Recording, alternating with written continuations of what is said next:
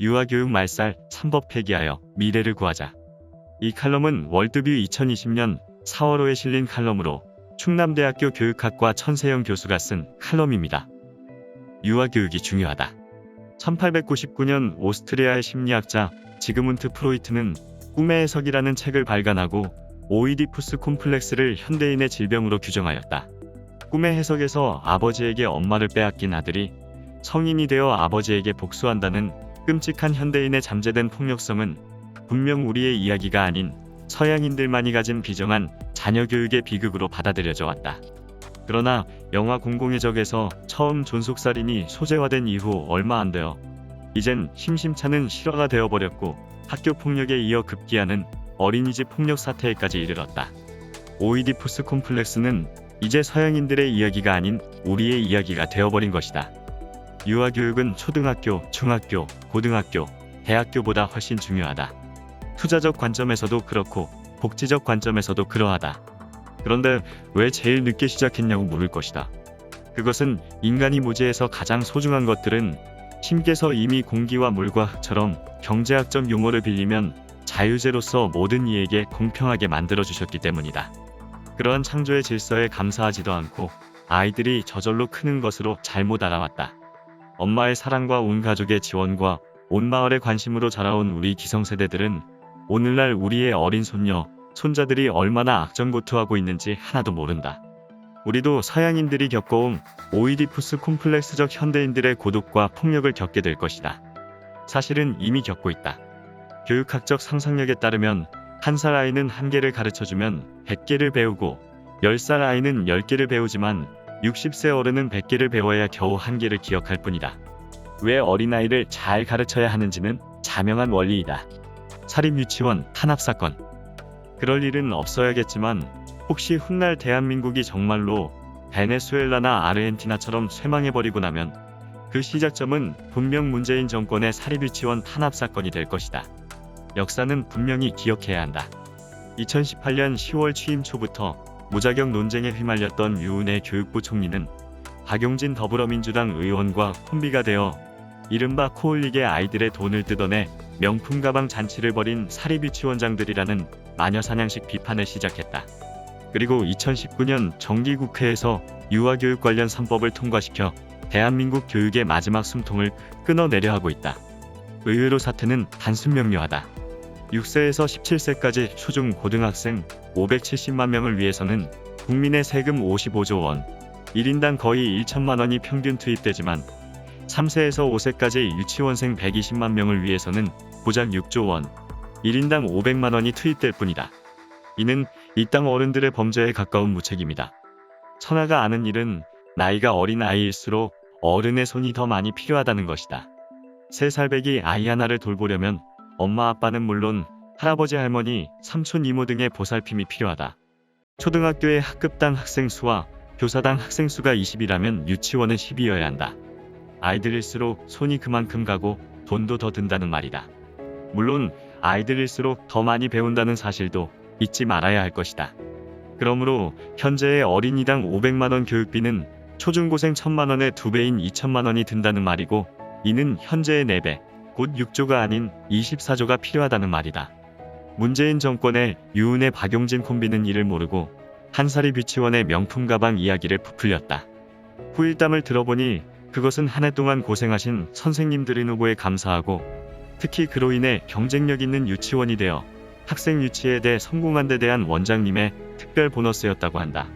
한때 5천여 곳에 육박하던 사립유치원은 2018년 현재 계속 줄어들어 4천여 곳으로 줄었으며 사립유치원 사정은 50명 이하 규모의 영세 유치원에서 500명 가까운 대형 유치원까지 사정이 매우 복잡한데도 어느 한 유치원의 명품 가방을 온 유치원의 모습으로 둔갑시켜버린 것이다. 말라 죽어가는 사립유치원. 유아교육 현장은 한마디로 엉망진창 그 자체이다. 해방 직후 아무것도 없는 잿더미에서 단 30년 만에 초중등 교육 완전 보편화라는 세계적 기적을 이룬 덕에 대한민국은 1980년대에 이르러 하늘로 날아오르는 용이 되었다. 그러나 빗붐에 취해 흐느적거리는 사이에 유아교육은 태생적 질병을 안고 태어났다. 여성의 사회적 진출은 엄마의 취업으로 이어졌고 아이들은 유아원과 유치원에 맡겨지기 시작했다. 돈이 있는 집에서는 원래부터 그랬듯이 비싼 사립유치원에 보낼 수 있었지만 대부분은 제비뽑기 당첨에 기대며 새마을 유아원에 보내거나 동네 상가학원과 어린이집에 아이를 맡겨야 했다. 1980년대에 우후죽순처럼 교육부 산하에는 유치원이, 복지부 산하에는 어린이집이 생겨났고 이후 수많은 우여곡절과 젊은 엄마들의 가슴앓이가 쌓여갔다. 다행히 1998년 5.31 교육개혁의 하나로 드디어 유아교육이 공교육으로 편입되고 유치원도 학교로 인정받게 되었다. 그러나 딱 거기까지였다. 진창은 더욱 깊어지고 넓어져만 갔다. 어린이집과 유치원 간 공립과 사립 간 차이와 갈등은 더욱 커졌고 유보육 통합이며 공사립 형평이며 하는 높으신 분들의 미사여구만 난무했다. 천만다행으로 2004년 유아교육법이 제정되고 희망의 싹이 심어졌다. 즉 모든 유아교육기관의 비용을 학생당 바우처로 제공하고 학부모에게 교육 선택권을 보장하도록 한 일이었다. 그러나 이 또한 헛된 꿈이었다. 어른들은 눈을 감고 자신들의 이익 챙기기에 몰두했으며 골은 더욱 깊어지고 아이들의 병은 깊어만 갔다. 코 흘리게들의 아우성은 끝날 수가 없었다. 어린이집과 유치원 통학 차량에서 죽어나고 교실 내 학대가 뉴스를 타면서 어른들의 최소한 양심이 작동되어 드디어 2012년 누리과정이 탄생하였다. 그렇지만 이 역시 소위 몇몇 진보교육감들의 극악한 정쟁에 휘말려 사경을 헤매야 했다. 박근혜 정부 말기 유아교육 특별회계를 겨우 제정함으로써 또 한오라기에 신락 같은 희망을 품을 수 있었다. 정말로 거기까지였다.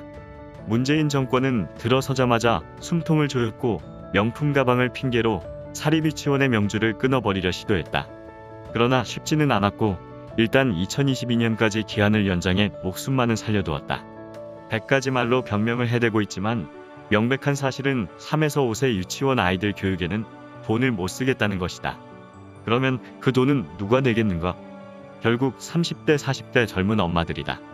지금도 유아교육재정 총 6조 원 중 상당 부분을 그들이 허리띠를 졸라매며 지출하고 있다. 조금이라도 덜 내기 위해 교육의 질은 믿업지 못하지만 새벽부터 줄을 서가며 국공립유치원 제비뽑기를 기다린다. 도대체 이해하려야 이해할 수가 없다. 당장 전국 4천여 개에 달하는 사립유치원을 모두 공립화할 수도 없으면서 사립유치원을 탄압하는 이유는 무엇일까? 그것은 그냥 말려 죽이기일 뿐이다. 문제는 말라 죽어가는 사립유치원이 아니라 병들어가는 이 땅의 어린이들이며 이 나라의 미래인 것이다. 유아교육 관련 3법은 유아교육 말살법이다. 유아교육 관련 3법은 첫째, 공립학교 회계 시스템 적용, 둘째, 이사장의 원장 겸직 금지, 셋째, 급식 기준 강화를 한다는 허울 좋은 명분을 세우고 있다. 세 가지 법은 모두 대표적인 악법이다. 악법이란 지킬 수 없는 법으로 대상자 모두를 범죄자로 만드는 것을 말한다. 소크라테스의 죽음을 부르는 법이다. 이 법이 통과되면 사실상 대부분 사립유치원장, 특히나 소규모 영세 유치원은 모두 법을 어기는 상황으로 내몰린다. 사립유치원들로서 택할 수 있는 길은 폐원을 하는 것이나 이 역시 국가와 교육청의 허락이 없이는 불가능하다. 재원 중인 학생의 학습권을 보호한다는 명분으로 분명히 헌법상 사유재산인 유치원의 폐원을 규제한다. 위원도 이런 위원이 없으며 독재도 이런 독재가 없다. 그런데 사립유치원의 재정 기반은 학생 수의 기반을 두고 있어서 일정 규모가 안 되면 사실상 운영이 불가능하다.